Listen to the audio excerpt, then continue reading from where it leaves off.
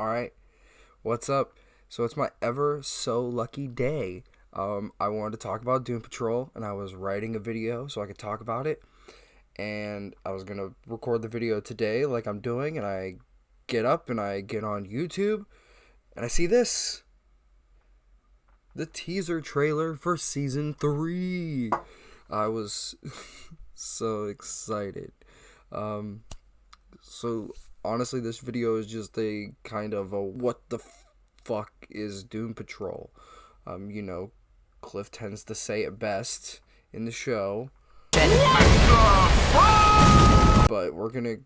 I just want to talk about the show, what has happened so far. So spoilers for season 1 and 2 of Doom Patrol. If you have not seen it yet, go to HBO Max, watch it.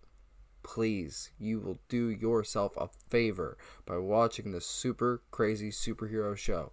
So what is this place? My home. A safe place for you, others like you, to heal. Doom Patrol stands out in what's on offer insofar as stories and episodic television about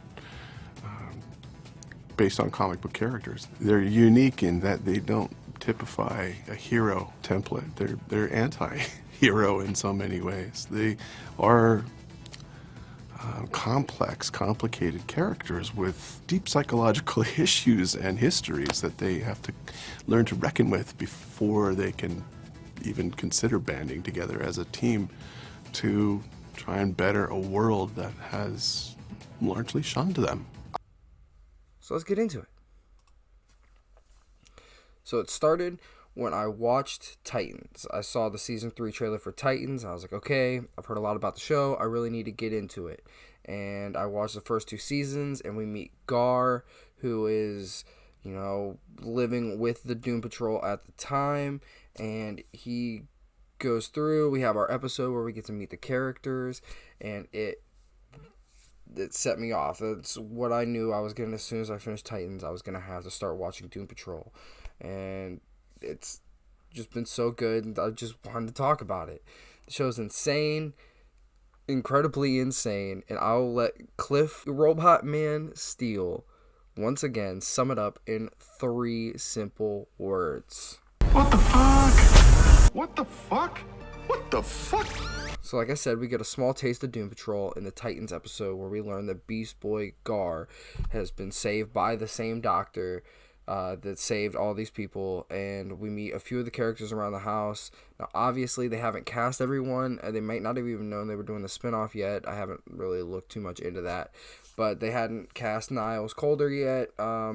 He gets replaced in the show, but we still get Brendan Fraser as Robot Man, and Larry and Rita.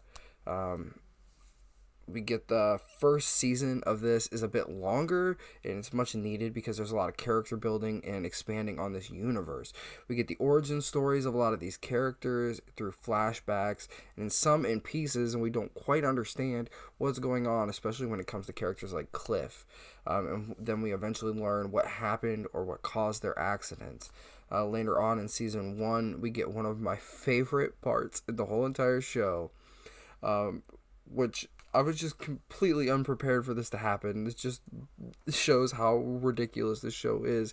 And we get an expositional puppet show where we learn about the villain, Mr. Nobody. The fuck? Who Mr. Nobody, played by Alan Tudyk, has been narrating the whole season, which was a huge thing that I enjoyed because I love Alan Tudyk and just about everything he's done.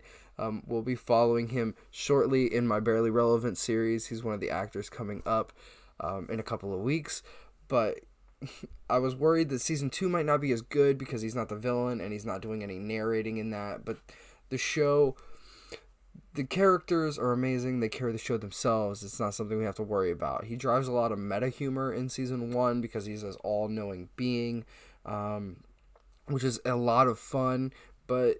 And it's kind of missed in season 2, but there's so many crazy things that happen that it makes up for it. Their origin stories, which I can't really get into individually because the video would stretch it out too long, but they are all caused by a doctor who's at least 130 years old who created experiments on all these people to find a way to extend his life because he fell in love with a prehistoric woman in the Arctic who has been there for generations, and eventually they have a child together, and he wants to live one day longer than his child because he wants to live to protect her.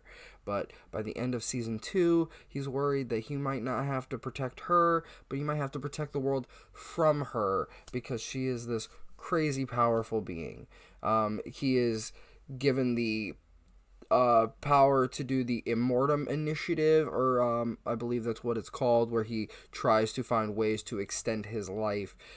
He mentors these heroes, one who created the villain, of course, and is tied to the whole situation. He ruined the lives of all these people, arguably, who already ruined their lives. They weren't the best people necessarily to start out with at this point, all doing some kind of shady stuff. Throughout the series, we learn about the heroes as they destroy the town. There's a man who can track people down by eating their beard hair, which is a scene where this guy eats some beard scum out of the sink. Nasty.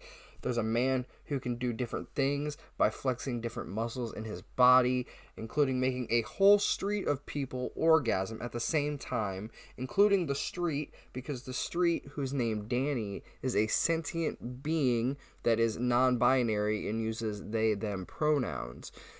Which, completely just to keep showing how the show goes. Crowley from Supernatural, the guy, he plays a Constantine-esque magic user in the show who is part of the Knights Templar, and he can summon the blue ghostly head of a horse who he also happens to be in love with, which we find out during season 2.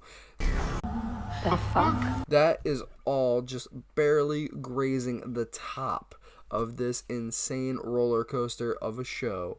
It has highs, lows, in the emotional field, the laughs, the cries.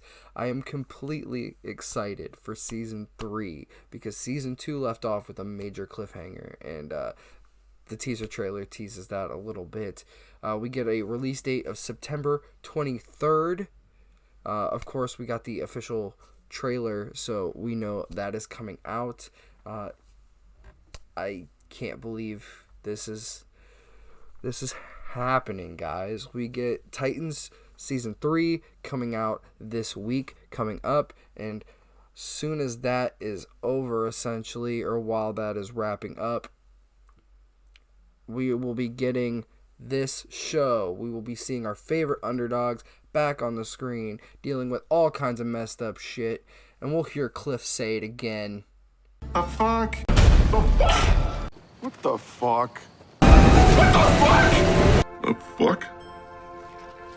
The fuck is that? What the fuck? What the fucking fuck? What the fuck? What the fuck? The fuck? What the fuck? What the fuck? Alright, bro, I get it. There's a lot of messed up shit. Calm down. We'll see all the things that are happening, and until next time, remember, some of us are just born geeky. You have a good one.